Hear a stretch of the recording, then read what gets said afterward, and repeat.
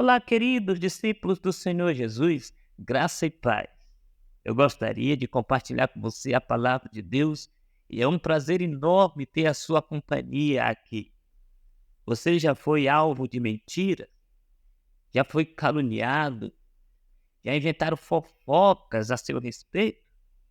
É sobre isso que nós vamos meditar nesta mensagem.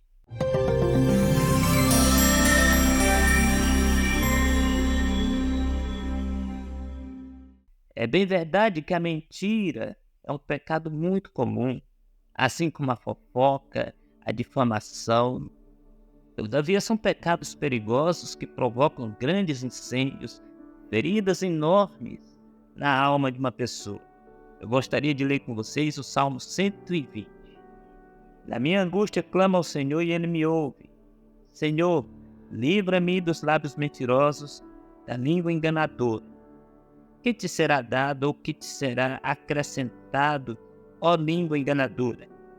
Setas agudas do valente, brasas vivas de zimbro.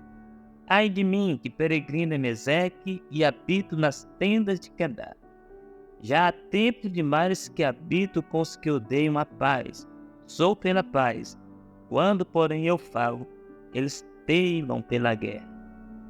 O salmista está vivendo numa situação muito difícil, tenebrosa, angustiante. Ele está sendo alvo de mentiras, de falsos testemunhos. Ele está sendo alvo de calúnias, de fofocas. Quantas vezes nós já nos encontramos assim, como o salmista está nessa situação? Quando o salmista diz, na minha angústia, clama ao Senhor. Angústia aí tem a ver com estar enjaulado, encarcerado.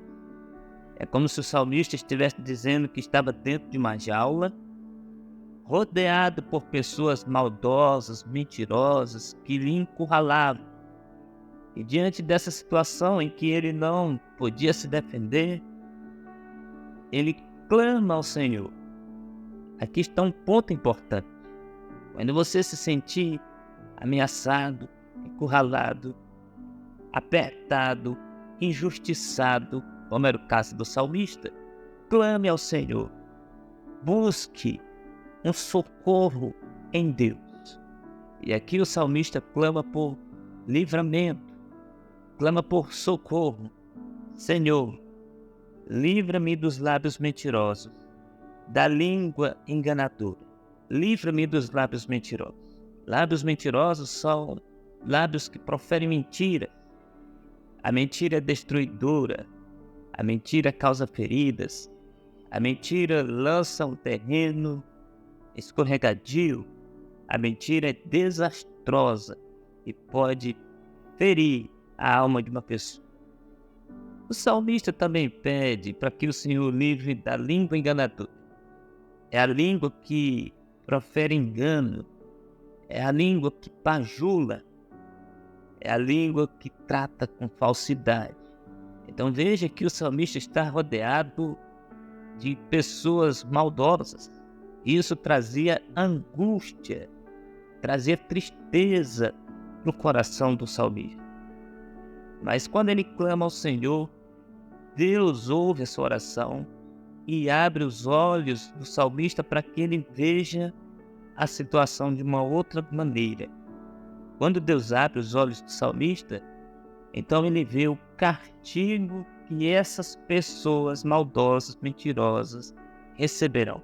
No versículo 13, o salmista pergunta, o que te será acrescentada, ó língua enganadora, ou em outras palavras, o que você receberá, língua enganadora, língua mentirosa? E ele traz então duas respostas. Primeiro ele diz, setas agudas do valente. Se a língua mentirosa é como uma seta que perfura a alma, é isso que ela receberá de volta, a mesma dor. Seta aguda do valente é uma seta certeira, que certamente provoca dor. É isso que a língua mentirosa receberá de volta. É como se Deus tivesse abrido diante dos olhos do salmista e revelado a ele que aqueles que estavam lhe provocando dor por causa da mentira seriam atingidos de volta com a própria dor. Mas não apenas setas agudas do valente. O salmista diz também que estas línguas receberão brasas vivas de zimbro. Zimbro era uma árvore da qual se produzia um carvão que era muito bom para o fogo. E esse fogo era bem aquecido e tinha uma durabilidade longa. Em outras palavras, era o melhor carvão que dava o melhor fogo, o melhor tempo. Sendo assim, o que Deus está mostrando ao salmista é que aquelas línguas que provocaram incêndio na sua vida receberiam de volta o mesmo castigo, sofreriam como brasas vivas em suas bocas. Aquele que lança mentira, calúnia, a falsidade, receberá de volta o castigo. Deus punirá, não ficará impune os mentirosos. No versículo 5, o salmista traz um desabafo. Veja só. Ai de mim que peregrino em Ezequiel e habito nas tendas de Quedar. O que isso significa? Primeiro o salmista está trazendo um lamento, dizendo ai de mim, porque é assim que a gente se sente diante de tanta injustiça, diante de tanta mentira. Ai de mim, Senhor. Mas quando ele diz que habito em Ezequiel, nas tendas de Quedar, são dois povos que viviam muito distante um do outro. Ezequiel ficava na Ásia Menor, Quedar na Arábia. Eram povos que viviam distantes um do outro. Como é possível que o salmista more nos dois lugares ao mesmo tempo? É impossível. Então, o que isso significa quando ele diz que peregrinava em Ezequiel e habitava em Quedar? Significa que mesmo que ele estivesse no meio do povo de Deus, ele se sentia tão estranho, que era como se ele estivesse morando em Ezequiel e em Quedar, que eram povos pagãos, povos incrédulos, povos maldosos, pecaminosos e sem Deus. Era exatamente assim que o salmista se sentia, como se ele estivesse morando no meio desses povos pagãos.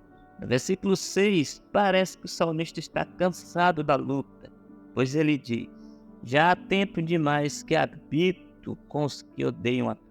Às vezes a gente se sente assim, cansado, dizendo: há tempo demais que eu estou nessa luta, há tempo demais que eu estou no meio desse povo que só ataca, que só agride. Porém, no versículo 7, ele mostra que não desiste da luta. Mesmo cansado, ele continua lutando. Veja o que está escrito: sou pela paz. Quando, porém, eu falo, eles temam pela guerra. Mesmo que ele estivesse rodeado de injustiça, de mentira, de acusações, de ataques, ele continuava pela paz, porque o salmista era da paz. O salmista era de Deus. Ele proclamava a paz. Embora a situação ao seu redor parecesse não mudar, ele sabia que Deus lhe responderia, porque ele já tinha tido outras experiências. Quando clamo, o Senhor me ouve. Ele já tinha experiência de que Deus ouve as nossas orações. Portanto, ele permanecia firme, embora parecesse que nada estava mudando. Para terminar, o que este salmo nos ensina? Primeiro, nos ensina que em situações de ataques precisamos clamar a Deus. Segundo, nos ensina que Deus ouve as nossas orações, embora às vezes não responda como esperamos, mas Deus tem a resposta certa e Ele abre os nossos olhos para que nós vejamos da maneira correta. Terceiro, este salmo nos ensina que Deus não deixará impune os pecadores que não se arrependem. Não deixará impune a mentira, a calúnia, a falsidade. Este salmo nos ensina que, apesar de qualquer coisa, nós precisamos continuar lutando pela paz, continuar firmes, crendo em Deus, fortalecidos em Deus. E que Deus em Cristo nos abençoe, em nome de Jesus. Amém.